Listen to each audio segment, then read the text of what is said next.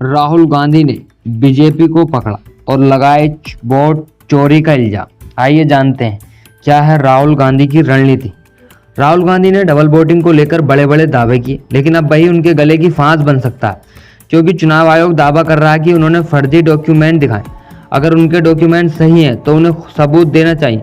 अगर ऐसा हुआ तो राहुल गांधी पर जेल जाने का खतरा बन सकता है। कर्नाटक में डबल वोटिंग का दावा अब कांग्रेस नेता राहुल गांधी के लिए कानूनी पचड़ा बन गया है। राहुल गांधी ने अपनी प्रेजेंटेशन में एक डॉक्यूमेंट दिखाते हुए दावा किया था कि यह चुनाव आयोग का रिकॉर्ड है। शगुन रानी नाम की एक महिला के पास दो वोटर आईडी, इसके पोलिंग बूथ ऑफिसर का टिक मार्क लगा, जो यह साबित करता है कि शगुन रानी ने 2 बार वोट किया है। अब यही राहुल गांधी के गले की फांस बन गया है, क्योंकि चुनाव आयोग कह रहा है कि पूरी कहानी की उल्टी है।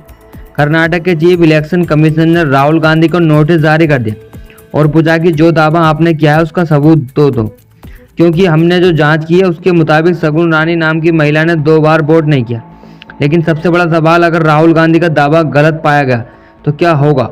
कहा जा रहा है कि उन पर आर्टिकल 337 के तहत कार्रवाई हो सकती है। आखिर ये आर्टिकल 337 है क्या। भारतीय न्याय संहिता BNS की धारा 337 एक गंभीर अपराध में लागू होती। जब भी कोई शख्स सरकारी दस्तावेज या कोर्ट रिकॉर्ड की जालसाजी करता है तो उस पर यह धारा लगाई जा सकती है।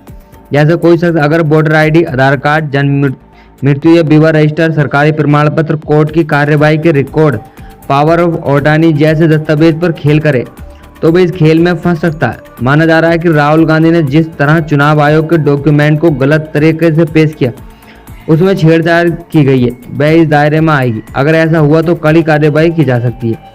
कानून कहता है कि अगर कोई व्यक्ति ऐसे किसी डॉक्यूमेंट को जाली साबित करने में दोषी पाया जाता है, चाहे वह डॉक्यूमेंट कागजी हो या इलेक्ट्रॉनिक, तो उसे 7 साल तक की कठोर कारावास की सजा दी जा सकती है। इतना ही नहीं, उस पर ऐसे में जुर्माना भी लगाया जा सकता। कानून विशेषज्ञ के मुताबिक यह अपराध गैर जमानती भी हो सकता है, यानी दोष पाए जाने पर गिरफ्तारी के बाद कोर्ट से ही जमानत लेनी होगी। कानून यह भी कहता है कि अगर आरोप साबित होते हैं तो दोषी व्यक्ति को राजनीति में बने रहने पर भी असर पड़ सकता है, क्योंकि जनप्रतिनिधित्व कानून 1951 के तहत 2 साल या उससे अधिक की सजा होने पर संसद या विधानसभा की सदस्य जा सकती है। राहुल गांधी के मामले में अगर जांच और कोर्ट में यह साबित होता है कि उन्होंने वोटर लिस्ट से जुड़ा कोई जाली डॉक्यूमेंट बनाया या इस्तेमाल किया, तो धारा 337 के तहत उन पर केस चल सकता है और दोषी साबित होने पर उन्हें 7 साल तक की जेल हो सकती है। जुर्माना और सांसद पद गंवाने का भी खतरा हो सकता है। चुनाव आयोग को कोर्ट में यह तय करना होगा कि डॉक्यूमेंट जानबूझकर जाली बनाया गया या सिर्फ गलती से शामिल हुआ। सबूत की जिम्मेदारी अभियोजन पक्ष पर यानी चुनाव आयोग पर रहे होगी। दोष साबित होने पर सजा और जुर्माने की मात्रा अदालत तय होगी। कर्नाटक चुनाव आयोग के दावे पर कांग्रेस ने सवाल उठाए। कांग्रेस महासचिव केसी वेणुगोपाल ने कहा कि राहुल गांधी ने चुनाव आयोग पर गंभीर आरोप लगाते हुए कहा कि उनका बड़ा खुलासा आयोग के अपने डेटा यानी वोटर लिस्ट पर आधारित है। अब जब वे आपके रंगे हाथ पकड़ चुके हैं तो आप उनसे दस्तावेज मांग रहे हैं। ये वही डेटा है जो आपके पास है। राहुल का आरोप है कि आयोग digital machine readable voter list देने से इनकार करता है, CCTV फुटेज तक पहुंच रोकता है, सबूत मिटाता है और उनका कहना है कि सबूत सार्वजनिक डोमेन में मौजूद है। फिर भी आयोग विसल ब्लोअर से सवाल कर रहा। यही सिर्फ विडंबना नहीं बल्कि दोष स्वीकारने जैसा है।